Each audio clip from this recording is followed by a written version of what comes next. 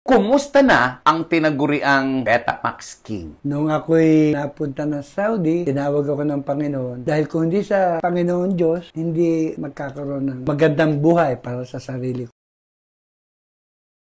Naging proud po ba kayo nang tawagin kayong Betamax King? Dahil tinanggap ko yung pelikula, una, makatulong sa pamilya. Pangalawa, kailangan ko rin na magkaroon ng pera para sa sarili ko.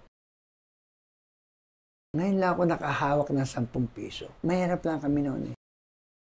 Sino yung artistang bumigay at nagpatuloy kayo? Si Pepsi kasi, nung nabubuhay, nagkaroon kami ng field trip o show sa Ilocos Norte. Ikaw ba naman, lalaki ka, hindi ka mag-iinit. Ano reaction mo nang mawala at mamatay si Pepsi Paloma? Una na pangyayari, si Guada Guarin talaga ang lahat ng witness. Dahil sila magkasabi. Nung mag-shooting ng mga ilang araw na wala yung dalawa. May dumukot. Kung kaya mong mabuhay sa tundo, kaya mo ring mabuhay saan man sa mundo. Morley Alinio. Ito ang Tundo.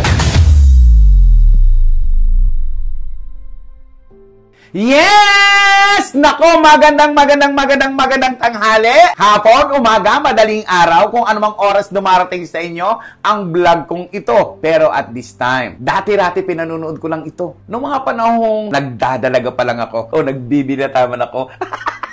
Bahala na kayo. Basta, napapanood ko lang ito sa mga pelikulang punong-puno ng kaseksihan. Ito yung taong tinagurian, kinilala bilang Betamax King. Please welcome ang tunay na Betamax King, Hil Guerrero! Kumusta na po kayo? Ito, mabuti naman at ako ng Diyos, malakas-takas pa rin ako. Sa tulong ng Poong May Kapal, binigyan pa ako ng mahabang buhay. Alang-alang sa aking mga anak, aking apo at mga nagmamahal kong kaibigan. Lalo na nung makilala ko ang Panginoong Diyos na buhay. Kumusta na ang tinaguriang Betamax King? Awa ng Diyos, nakaka-survive at naliligayahan ako dahil kasi magmula nung ako'y pumasok sa Panginoon, doon nagbagong buhay ko. Kasi nakilala ko siya. Nung ako'y napunta ng Saudi, tinawag ako ng Panginoon, talagang laki ng pinagbago. Dahil kung hindi sa Panginoon Diyos, hindi magkakaroon ng magandang buhay para sa sarili ko. Lalo na nung ako'y maoperahan, bypass operation. Magmula rito, yan.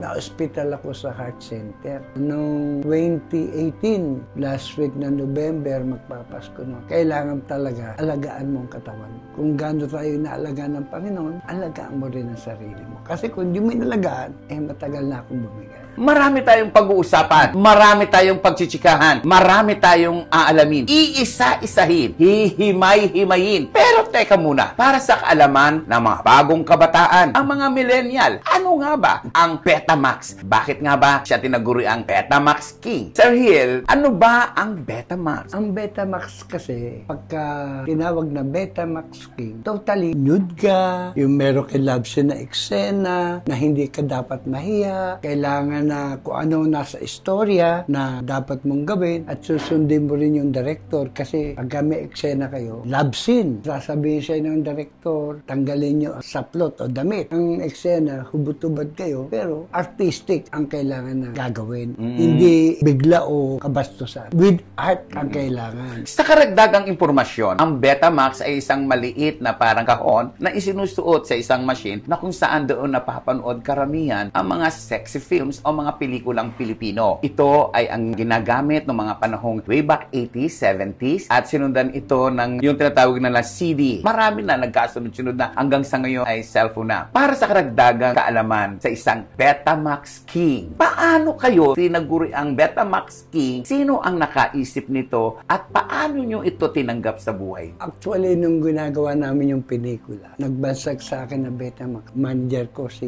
Ray de la Cruz. Ray de la Cruz. Sabi niya, total, bagay sa iyo mga eksena na totally nude at mga eksena, bibigyan kita ng title. Susulat natin sa newspaper cinematographer, yung pagkagawa mo ng pelikula, the new movie actor, Betamax King of Philippine movie. Naging proud po ba kayo nang tawagin kayong Betamax King? Kung hindi mo na tatanggapin yun, saan ka? Kasi malaking bagay yung ibibigay sa'yo na titulo. Kasi wala pang nangyayaring ganun eh. For the first time, tinanggap ko yung as a Betamax King. Kasi yung ginawa kong pelikulang Halik. Sino kasama niyo po sa Halik? Si Scarlett Suarez. Bold po kayo diyan. Bold. Tapos Okay. yung pelikulang The Victim. The Victim. Sino naman po ang kasama niyo doon? Ay, kasama ka na si Pepsi Paloma. Meron kaming love scene talaga.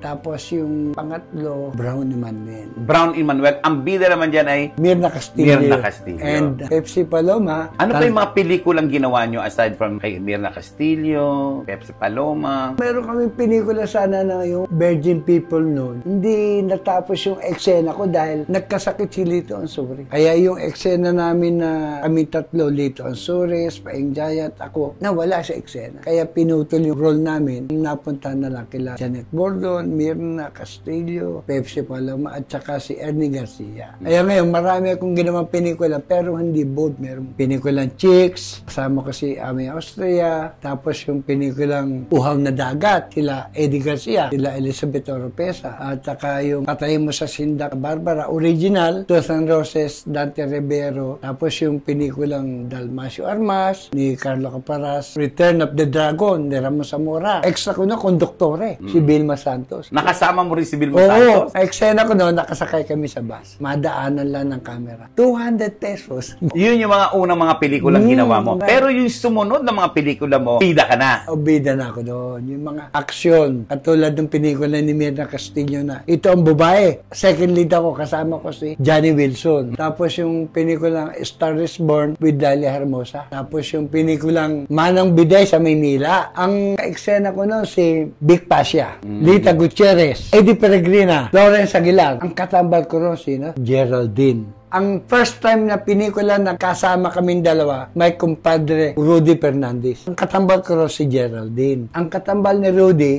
Laila Hermosa. Isang maskulado, matipuno, guwapo, pinagkakaguluhan. Ang sabi nga nila, pangkamayan, laban, pukpukan. Pero bago natin pag-usapan ang kanyang kamachuhan, balikan muna natin yung mga naunang pelikula o yung kanyang mga pinagdaanan na kung saan ang una niya palang pelikulang ginawa ay with Snooki Serna. Pakikwento nga po, Sir Hill. Yung unang pelikula na ginawa ko, Gigi ang Munting Martir. Ang bida, Snooki Serna. Ang kasama ko doon, Romy Diaz at saka Mila Ocampo. Yun ang kauna-unang pelikula ko. Ang katambal ko ron, Rowena Madrid. Kauna-unahang pelikula with Snooki Serna. Pero pagkatapos ng kung ilang pelikula, ay nagdesisyon itong si Hill Guerrero na iwan ang Showbizlandia. Bakit nga po ba? Kasi nahinto ako sa pag-aaral. Ang plano ko, tapusin yung high school.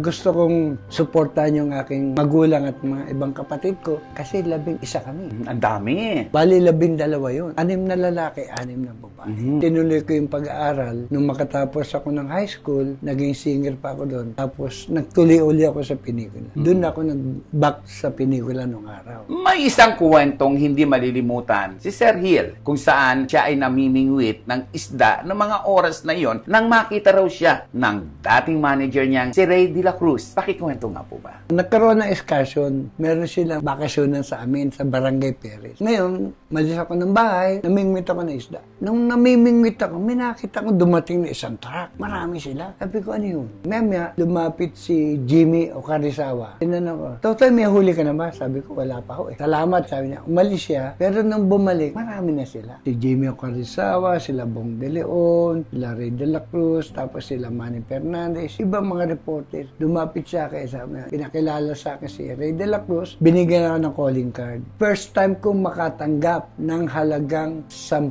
piso. Ayun ang inyong talent fee. Hindi, binigyan lang ako na parang tulong sa akin. 10 piso, sabi ko, ngayon lang ako nakahawak ng 10 piso. Mahirap lang kami noon. Ang nanay ko kasi nagtitinda ng mga turon, banana Q.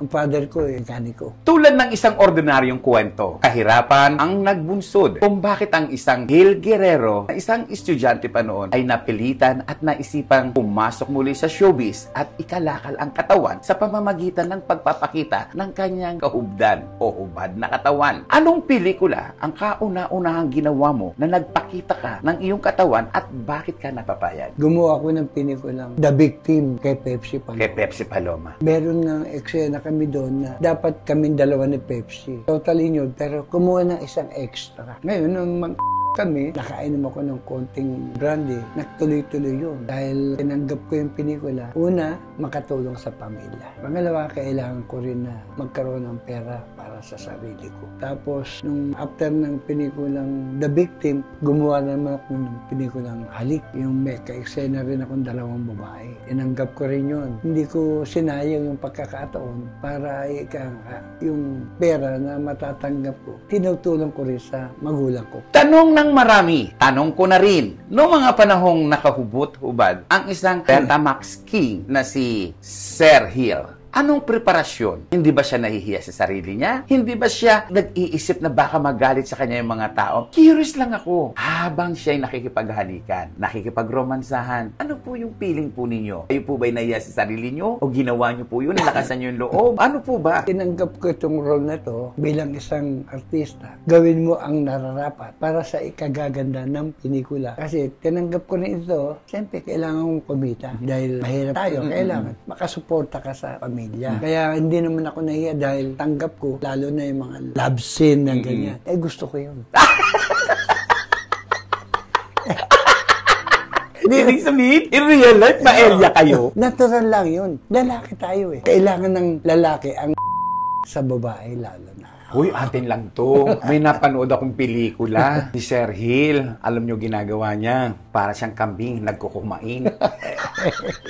Alagang totohanan ba yun? Merong totoo, pero merong ibang daya sa eksena. Paano pinandaya yun? Nasa sa iyo eh. Kasi pag ikaw yung lalaki, alam mo na kaya mong gawin mo. Pero pag gusto mo, tuloy mo. Eh ako kasi, hindi ko gusto na samantalayin yung isang artista. Gusto ko yung artistic. Pero kung gusto ko, after na eksena, totally namin sa labas. Pagkaganoon. Balita ko kasi ng mga panong gumagawa ng mga Betamax na yan, ng mga penny movie na yan, nagkakatotohanan. Sa akin, nangyari na sa akin. Nagkaroon kami ng eksena, nabitin, after ng shooting, tuloy namin sa iba. Pero yung iba, sa mismo shooting, ginagawa. Kaya sa shooting kasi, depende kasi, nasa usapan din yan eh. Merong halimbawa na babae galit, misa naman gusto, conforme. Kasi baka mama, nag-init, bumigay. Siyempre, tuloy mo na. Sino yung artistang bumigay at nagpatuloy kayo? Yung isang extra yun. Yung mga sikat katulad ni Elena Castillo. Kinukontrol ko rin kasi bakit ka, bata pa, mabubuntis ka. Kasi malakas ako nung araw, matapang Ano ibig sabihin matapang yung aking dugo. Kaya hindi ko ginawa yun dahil alam mo na, batang-bata, tapos gano'n. Sayang ang kinabukasan nila. Kwento ko lang uli sa inyo. Sumalangit nawa ang kaluluwa. Si Pepsi Paloma, hubot-hubad daw sa harapan niya. Pakikwento nga yun. Si Pepsi kasi, nung nabubuhay, nagkaroon kami ng field trip o show sa Ilocos Norte. Ngayon, nang pagpunta namin doon, nag-iisa ko sa kwarto. Biglang pumasok ang Pepsi Paloma. Ano ginagawa mo rito? Wala, kuya. Gusto ko lang. Bakit? Wala lang. Kasi si Pepsi gumagamit ng Pinagbabawal.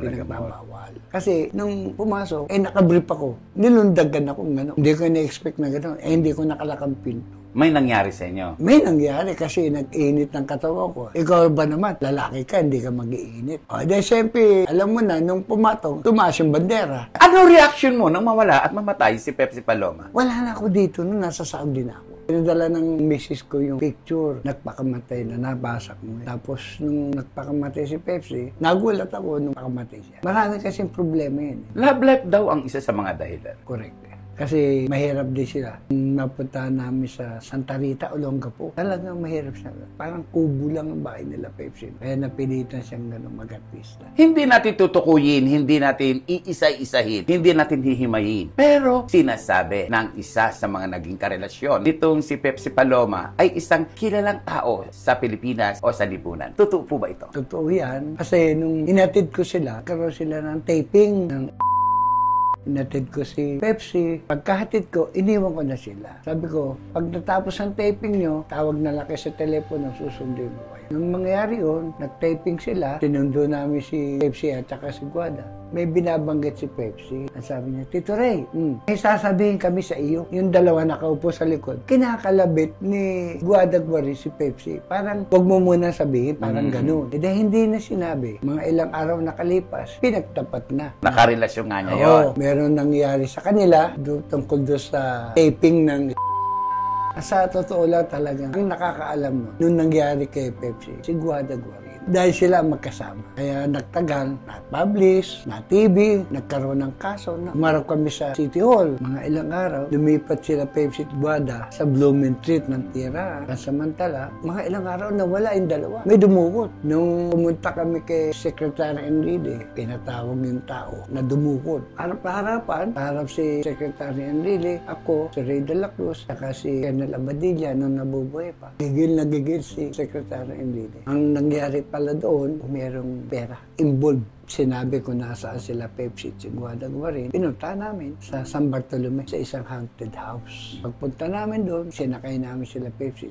Dahil kasi may nagpunta roon na babae. Pinapirma si Pepsi, pumirma. Nung tumanggap, unsolved yung case. Hindi na natuloy yung kaso kasi pumirma na eh. Kaya naputol na yun. Pero yung tunay na pangyayari, si Guadaguari talaga ang lahat ng witness. Dahil sila kasama. Nung mag-shooting ng hanggang sa hotel, sila pa rin. Isasarado natin ang kwentong ito. Unsolved story, kumbaga nga. Malalim, pinag-uusapan, at hindi matapos-tapos na malaking panandang pananong. Ang kwento, ang pagkawala ng dating sexy actress na si Pepsi Paloma. Sarado natin yan. Medyo malalim na usapin na yan. Balik tayo sa pagiging sexy actor nitong kausap ko. Imagine! Itong si Sir Hill, machong-macho, guwapong-guwapo nung kapanahunan niya. Sir Hill, tanong ko lang, may mga matrona ba? May bading ka?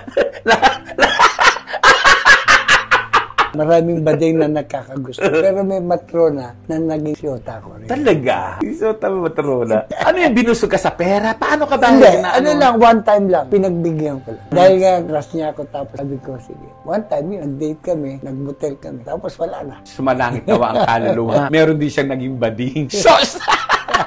Bulgaran to! Meron kayo naging bading. Pinalang bading. Ay, yung Pinangalanan! Pinablind item ko! Pinangalanan!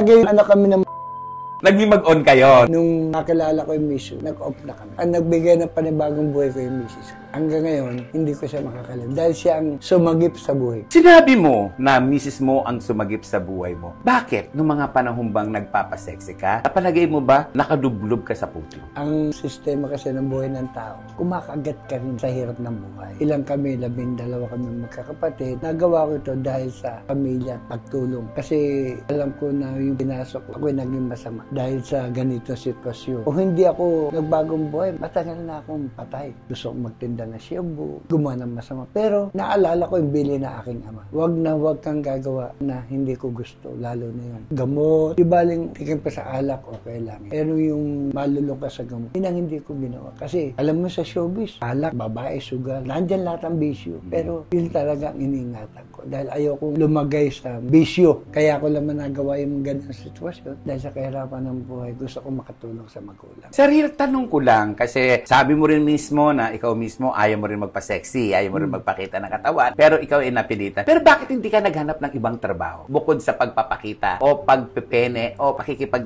sa pelikula. Kasi nung nasa pene ko noon, dahil minsan wala ng pelikula, tatrabaho sana sa abroad nung magkaroon ng opening ng Saudi. Dahil yung mga ibang kasama ko, nasa ibang bansa na. Kasi graduate ako ng telephone telegraph operator sa barko. Yung ibang ka-classmate ko, namatay sa barko. Kaya hindi na ako Hindi ka na tumuloy. tumuloy. Nagpatuloy ako sa pag-artista. Noong mga panahon na yon, way back 90s, 80s, 70s, ay hindi lamang si Sir Hill ang nagpapakita ng katawan. Kilala rin sa higit na nagpapakita bilang penetration king, si Mark Joseph. Nagkita na ba kayo ni Mark Joseph? Nagkasama ba kayo sa isang pelikula ni Mark Joseph? Dalas kami makita ni Mark Joseph. Nagpupunta yan sa office ni Ray de la Cruz. Matangkad yan, 5'11". Ngayon, nung gumawa ng pelikula yan, wala na ako. Nasa abroad na ako nun. Nagkasama sila ni Mira Castillo sa isang pelikula. Pero kay ni Mark Joseph, hindi kayo nagkapanabayan. Nauna ako sa kanya. Nauna ka sa kanya. Ikaw ang itinuring na Betamax King. At siya yung Penny King. Oo. Ikaw nagpakita Pero hindi ipinakita yung camping. Hindi. Yung pagkalalaki na hindi pinakikita habang... Artistic lang ang pagkakagawa ng pelikula. Kasi pagka yung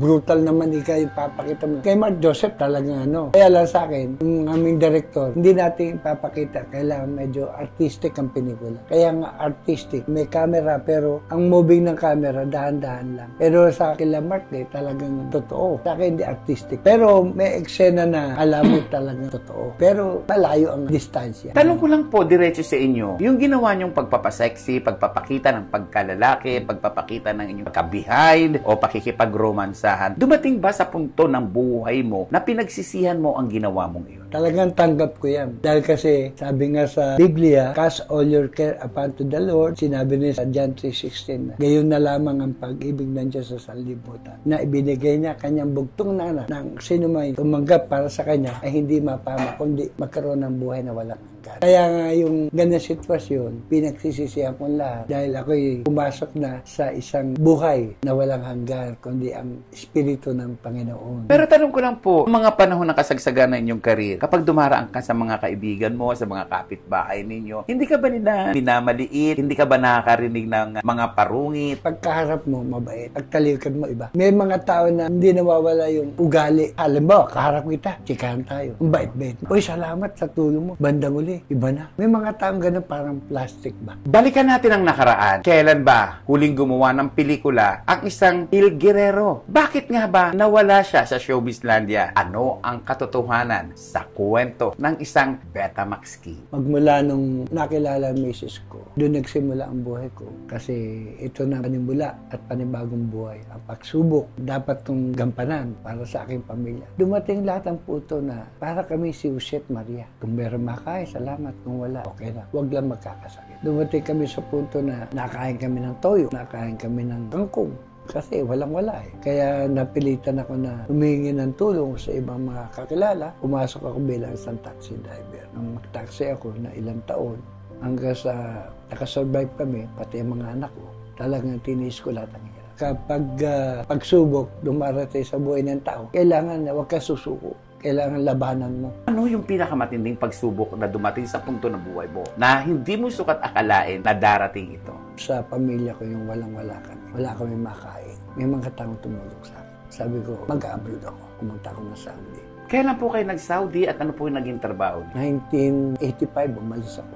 Nagtrabaho ko sa construction, taga-putol ng bakal, nakabilad kami sa araw. Talagang sabi ko, para sa pamilya. Gaano kabigat? Bisan nga, wala kami sweldo. Sabi ko, dala yung sweldo natin, mga kasama. O, tiyaga lang tayo. Kaya talagang ang misis ko, nagtiyaga sila. Laban lang, huwag tayo susuko. Makakaraos din tayo. Laban lang, huwag susuko, maging matatag, maging matapang. Paano nga ba hinarap ng isang Il Guerrero ang magpaaral at buhayin ang kanyang pamilya na kung saan meron siyang 6 na anak? Sir, kwentuhan mo nga kami sa personal mong buhay. Paano mo nagampanan nyo, nagtrabaho ka sa Saudi, minsan walang sweldo, matagal magsweldo. Paano yung kinakain ng mga anak mo, yung pag-aaral nila? Ang misis ko naman kasi, siya ang nag-handle sa mga anak ko doon. Pagka yung may pera siya, talagang budgeted. Tinatabi niya kung saan gagastusin. Tapos yung pera na konti lang natin, minsan tinutulungan siya ng mga biyanan ko nung araw. Tapos nagtsatsaga siya na kailangan tiisin natin ang hirap. Kinakausap yung mga anak ko.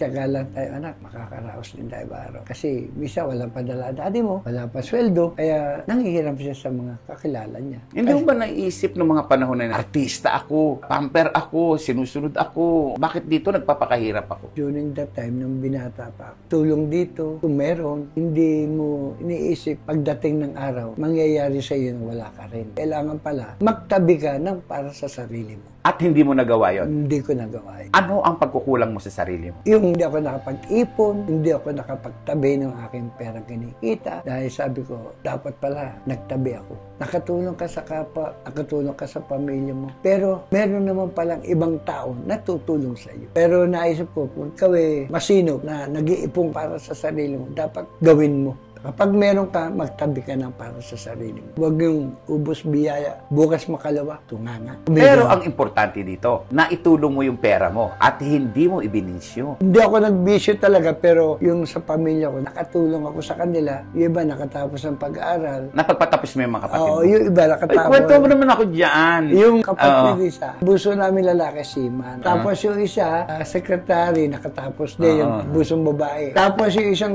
lalaki, katapos na electrical engineer, associate. So, ang dami palang natulungan ng mama na ito. Yung mga kapatid niya, yung pamilya niya, particular na yung mga nakabata niya kapatid, pinag-aral niya. So, may katuturan ang ginawa mong pagpapaseksi. Kasi si Mirna Castillo, pumupunta sa amin, nakikita niya yung ginagawa ko sa mother ko. Alam ni Mirna yung naging ugali ko sa magulang ko, sa mga kapatid ko. Para sa'yo, ano ang katuturan ng pagiging anak ng isang magulang? Sa isang anak, kailangan sumunod ka sa magulang. Walang hindi na gustong guminawa ang anak. Dapat yung mga anak, kung ano man ang pangaral o sinasabi ng isang magulang, sumunod, tumupad, at magsikap. Kasi darating din ang araw, magiging magulang din sila. Ang gusto ng magulang, gumanda ang sitwasyon ng buhay nila. Ano naman ang katuturan ng isang nakatatandang kapatid sa mga sumusunod niyang kapatid? Ginagalang nila, tinitingnan nila yung mga naitulong ko sa kanila. Lalo na yung isang kapatid ko na Paris, pag umuwi, inaabutan ako. Kasi yun ang kamukha ko. Speaking of kamukha, kung mananalamin ka, namimiss mo ba ang isang Hil Guerrero na may maputi, magandang katawan, makinis, at hinahanga? Madalas, kapag nasa salamin ako, bumalik kaya ako sa pag-artista. Sabi nga ng anak ko, di, bumalik ka. Kasi yung ibang mga artista, wala na. Kasi mahirap ngayon ang pelikula sa atin eh. Arino, nung araw, napakasarap ang lumabas sa pelikula. Dahil dinudumog ng mga tao. May gusto ka bang gawin? Gusto mo bang balikan? O gusto mo uling mag-artista? Ito na yung pagkakataon. Maraming mga direktor, maraming mga producer, ang syempre nanonood sa ating vlog na ito. May gusto ka bang ipanawagan? Particular na, usong-uso ngayon yung Batang Quiapo na yan. Marami nakakapasok dyan. Ay mga edad ng artista na gustong bumalik. May gusto ka bang ipanawagan kay Coco Martin? Gusto nga ng anak ko. Sabi ko, sige anak, try natin.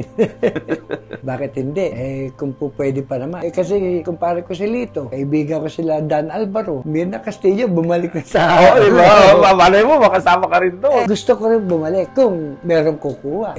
Sayang din naman. Dahil yung ibang mga sigidaran ko, may mga edad pa, nawala na. Namimiss mo bang umarte? Namimiss ko, pero hindi na katulad nung araw. Ang gusto kong mga role, yung mga isang lolo o isang mabigat na gagampanan mo sa isang pelikula. Eksena tayo! Ako ay isang matandang mayaman. Ito ang eksena. Tasaktan kita, magdadrama tayo.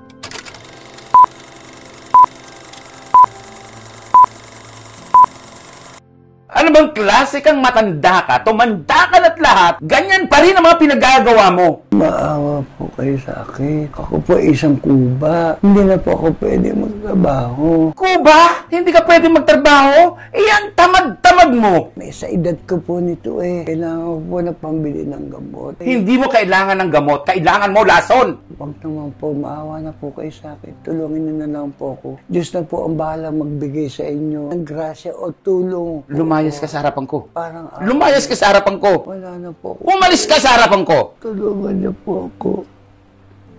Ipuno po, Panginoon, ang tamo ito upang sa'yo magbagong kanyang isipan. Huwag ako'y tulungan, Panginoon.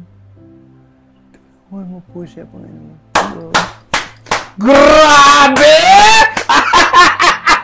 Impromptu! Ang husay-husay niyo pa rin. At umiyak ka! Isang masagabong palakpakan para sa isang Betamax King na ulirang ama, mabuting kaibigan, dakilang kapatid, at mabuting anak. Maraming salamat sa iyo! Lalo ang tuloy ako sa iyo. Umiiyak! Ba't naman kayo naluha?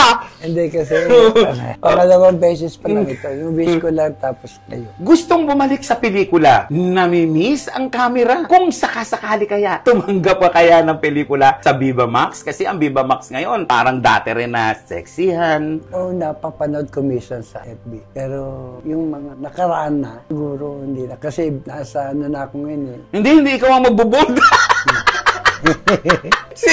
Nakala niya, siya pa yung magpapasexy. Hindi! Ikaw parang tatay na, huwag naman magbo-bold-bold Hindi pa. na. Ang gusto ko lang yung mga lolo, yun. isang tatay, ganun. Ganun na lang, huwag na magubad ka. Hindi. Kumbaga, tapos na yun eh. Nakaraan na yun. Ngayon, gusto kong masubukan yung manager sa isang eksena. Halimbawa, caretaker ka o manager ka sa isang casino, sa eksena. Kung pag-bolding ka uli, Hindi. ano kaya itsura ng isang Betamax King na ngayon nagpapasexy? Nanonood ka ng Viva Max? Mga artista doon, si Angela Kang. Hindi ko masyadong Hindi mo gusto? Ibig mo sabihin gusto mo pa? nakikita ko lang, pero yung pangalan nila. Siya mukha, pero yung pangalan, hindi ko pamilyar. Kasi bago lang sila. Pag nakikita ko, tama na. Nakaraan na ito, tapos na.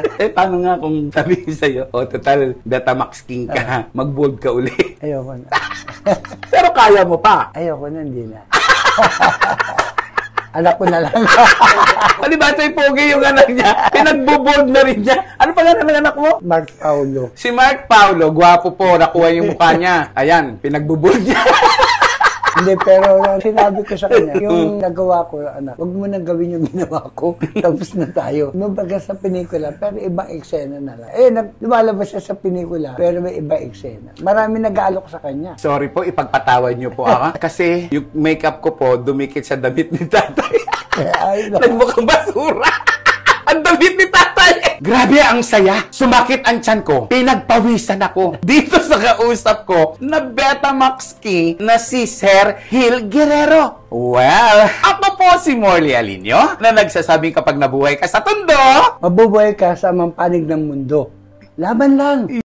Now, the end is near, and so I face the final curtain. My friend, I say it clear, I state my case, of which I'm certain. I believe a life that's full, I travel it, and every highway, and more, much more than this, I did it my way. Yes, there were times I'm sure you knew when I beat off more than I could chew. But to it all, when there was doubt, I ate it up and speak it out. I faced it all, and I stood stone, and did it my way. Kung kaya mong mabuhay sa Tondo, kaya mo ring mabuhay saan man sa mundo. Morley Alinio. Ito ang Tondo.